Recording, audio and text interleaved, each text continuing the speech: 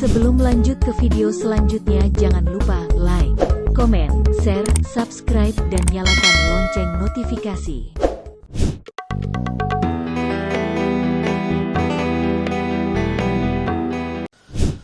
Bismillahirrahmanirrahim. Assalamualaikum warahmatullahi wabarakatuh. Alhamdulillah, wassalatu wassalamu ala rasulillah, wala hawla wala quwwata illa billah, amma ba'du. Saudaraku kaum muslimin rahimani wa rahimakumullah, alhamdulillah, hari ini kita telah memasuki hari ke-10 di bulan Ramadan 1441 Hijriah. Pada pertemuan yang lalu telah sedikit disinggung tentang bahwa setiap doa pasti akan dikabulkan oleh Allah Subhanahu wa ta'ala. Namun hendaknya kita mengilmui apa yang dimaksud dengan doa itu pasti dikabulkan. Saudaraku kaum muslimin rahimani wa rahimakumullah, di dalam surah Ghafir ayat yang ke-60 Allah Subhanahu wa ta'ala berfirman, wa qala rabbukum ud'uni astajib lakum. Dan Rabbmu berfirman, berdoalah kepadaku, niscaya akan aku kabulkan untukmu. Demikian pula di dalam surah Al-Baqarah ayat 186 Allah Subhanahu wa ta'ala juga berfirman, wa idza sa'alaka 'ibadi 'anni fa inni qarib ujibu da'watad da'i idza da'an falyastajibu li wal yu'minu bi la'allahum yarshudun. Dan apabila hamba-hambaku bertanya kepadamu wahai Muhammad tentang aku, yaitu Allah Subhanahu wa ta'ala, maka jawablah bahwasanya aku adalah dekat. Aku pasti mengabulkan permohonan orang yang berdoa apabila ia memohon kepadaku. Maka hendaklah mereka itu memenuhi segala perintahku, dan hendaklah mereka beriman kepadaku agar mereka selalu terbimbing dalam kebenaran. Saudaraku kaum muslimin rahimani wa rahimakumullah, penting untuk kita pahami dan kita ilmui apa itu makna dikabulkannya doa. Karena dalam ayat-ayat tadi jelas sekali Allah menjanjikan bagi hamba-hambanya yang berdoa pasti dikabulkan. Namun apa makna dikabulkannya doa? Mari kita cermati dan kita simak dengan seksama penjelasan yang disampaikan oleh Rasulullah sallallahu alaihi wasallam. Di dalam hadis yang diriwayatkan oleh Imam Ahmad dari sahabat Abu Sa'id Al-Khudri radhiyallahu anhu, hadis ini dinilai hasan sahih oleh Syekh Muhammad Nasiruddin Al-Albani. Rasulullah sallallahu alaihi wasallam bersabda, "Ma min muslimin yad'u bi da'watin laisa fiha ithmun wala qati'atu rahimin illa a'tahu biha ihda thalathin." Tidaklah seorang muslim berdoa dengan sesuatu pun selama doanya tidak mengandung dosa atau memutus tali silaturahmi, kecuali pasti Allah akan mengabulkannya dengan memberi salah satu dari 3 hal berikut. Imma ayyu ajjila lahu da'watahu. Kemungkinan yang pertama, disegerakan baginya pengabulannya. Wa imma ayyaddakhiraha lahu fil akhirah. Kemungkinan yang kedua, atau disimpan baginya di akhirat. Wa imma ayyasrifa anhu minas su'i mithlaha. Kemungkinan yang ketiga, bisa jadi dihindarkan dari bencana atau keburukan yang semisal dengan yang dia pinta. Ketika mendengar hadis ini, para sahabat pun bertanya kepada Rasulullah SAW, Kalau demikian wahai Rasulullah, yakni setiap orang yang berdoa itu pasti akan mendapatkan salah satu dari 3 hal tersebut. Kalau demikian kami akan memperbanyak doa. Bingung mencari marketing agency untuk memasarkan produk kalian?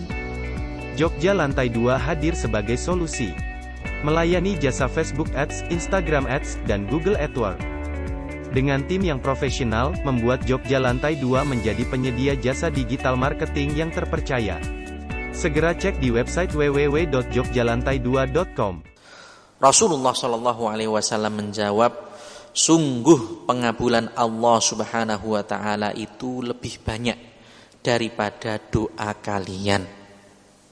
Saudaraku kaum muslimin rahimani wa rahimakumullah, dari penjelasan yang disampaikan oleh Rasulullah SAW tadi menjadi jelas bagi kita bahwasannya makna dikabulkan itu bukan seperti yang dipahami sesempit pemahaman sebagian dari kita. Sebagian dari kita mungkin memahami makna dikabulkan adalah ketika kita berdoa meminta sesuatu, Allah kemudian langsung memberinya. Ketika kita berdoa meminta sesuatu kepada Allah, ternyata tidak diberi, kadang atau sering kita berpemahaman berarti doa kita tidak dikabulkan. Ternyata tidak demikian. Di dalam hadis yang tadi kita bacakan, secara jelas Rasulullah SAW menjelaskan makna dikabulkan itu kemungkinannya 3. Yang pertama, bisa jadi disegerakan baginya pengabulannya.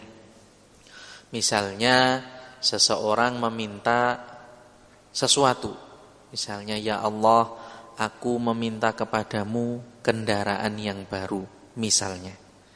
Ternyata selang beberapa waktu kemudian Allah memberinya. Berarti disegerakan pengabulannya. Dia mendapatkan kemungkinan yang pertama dari 3 kemungkinan yang dijanjikan.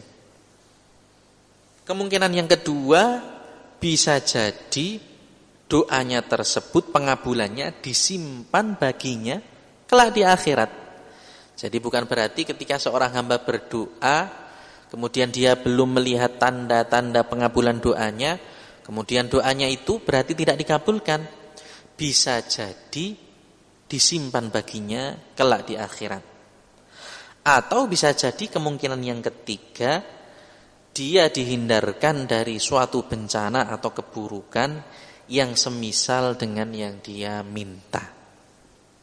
Makanya para sahabat radhiyallahu anhum ajma'in bertanya kepada Rasulullah SAW setelah mendengar penjelasan Nabi SAW tersebut.